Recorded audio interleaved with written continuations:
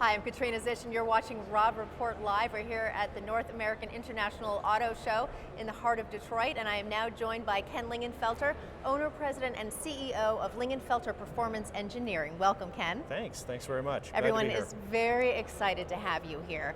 And of course, we're going to get to your incredible collection of cars in a few minutes. But first, I really want to talk about Lingenfelter Performance Engineering, which you bought in 2008. And of course, today you make some of the most formidable performance cars on the market.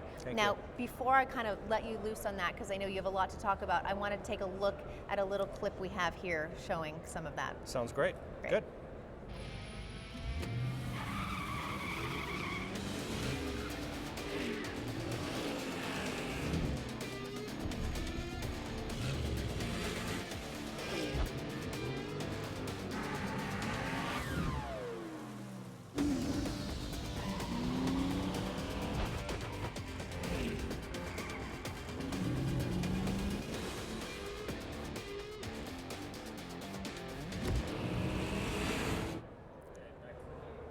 Spectacular. Thank you.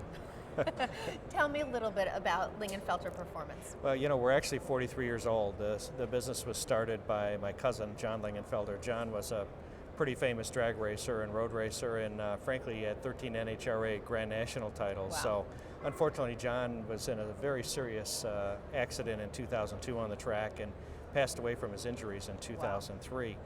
Not long after, John's brother Charlie convinced me to step in, and I've been a car guy ever since I was a kid, and drag racer also, so it really kind of fit pretty well. And we're doing the best we can to kind of live out John's legacy and continue to build performance cars. So.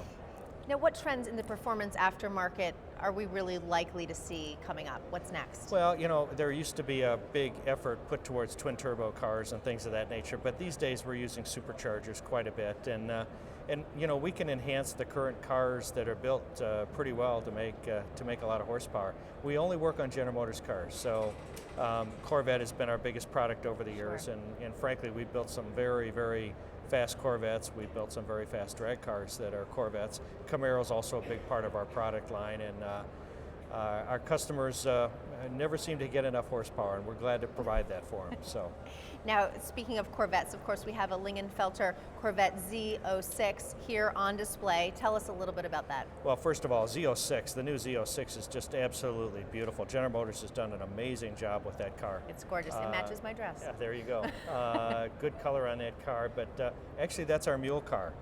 We got that car early. We started, we baselined it to find out what kind of horsepower it could do, and started about the process of building parts to enhance the already great power it already had. That car right now, as it sits, is making about 800 horsepower. As soon as it's done with the show here, we'll have it back in the shop, and we'll be certifying a package to take it to 850 horsepower. So. That's incredible. Thank now, you. we have another one of your Corvettes here, a 1967 427 Coupe. We do. You know, as part of the business, I've been an avid car collector also over the years, and we have a car collection on Brighton, Michigan. It's 250 cars totally in the collection.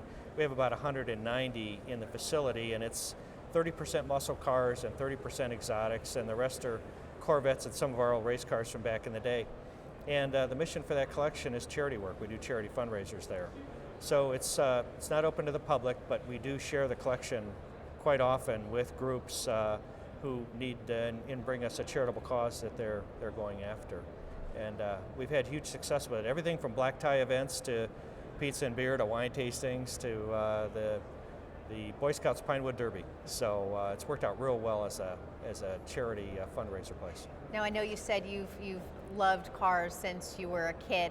Tell us a little bit about your early fascination and how it grew to bring you where you are today. Well, my dad ran a Fisher Body plant in Euclid, Ohio, and so I guess I was kind of born into that. For whatever reason, I've got a lot of family members that are involved in racing, and they've always loved General Motors products, so it's kind of a natural.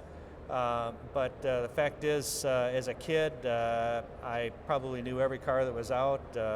The 63 split window Corvette is the one that really hooked me. I was already a car guy, but when they brought that car out, the styling, the horsepower, all the things that are just really great in a car were in that car, and I've been pretty focused on the automobile business ever since then. Now, if you were to go out for, say, a Sunday drive and you could pick one car, what would you pick? Well, yeah, I'm a real Corvette guy. Right. It's always been bang for the buck, and we've got plenty of Corvettes, but the latest addition to the car collection is the new LaFerrari.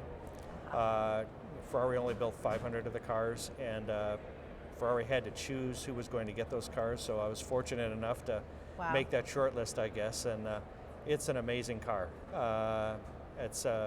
It's been a great draw also for the collection because a lot of people want to come and see it. There are very few of them around, so, but anyway, that would be it.